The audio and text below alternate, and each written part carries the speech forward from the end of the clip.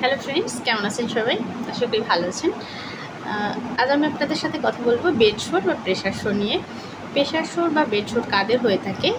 যাদের দীর্ঘদিন ধরে অসুখে ভুগতেছে, বিছানা থেকে নামতে পারে না, বিছানায় সব কিছু করে, যেমন স্ট্রোকের রুগীরা, তাদের হয়ে থাকে প্রেশার শোর। আবার হচ্ছে যারা অ্যাক্সিডেন্টের রুগী, দীর্ঘদিন ধরে বিছানায় পড়ে থাকে, তাদের হতে পারে প্রেশার শোর। তো এই প্রেশার শোর বা বেড শোর হলে আমাদের কী করতে হবে সে বিষয়ে কথা বলব।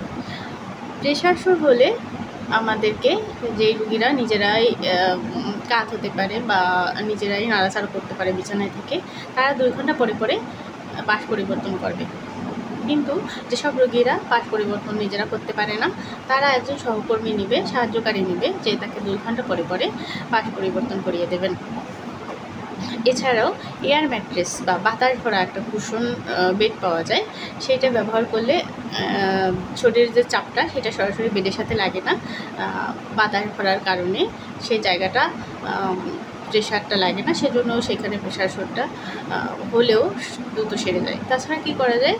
প্রোটিনযুক্ত খাবার বেশি করে খেতে হবে। প্রোটিন হচ্ছে আমাদের শরীরের কোনো ক্ষত স্থান থাকলে সে জায়গাটা দ্রুত সারাতে সাহায্য করে। বেশি করে পানি খেতে হবে, ত্বক পরিষ্কার রাখতে হবে, যে জায়গাগুলো হচ্ছে প্রেশার শোর হয়ে ঘা হয়ে গেছে সেই জায়গাগুলো পরিষ্কার করতে হবে, জীবাণুমুক্ত করতে হবে। উষ্ণ গরম পানি দিয়ে ধুয়ে ফেলতে পারেন।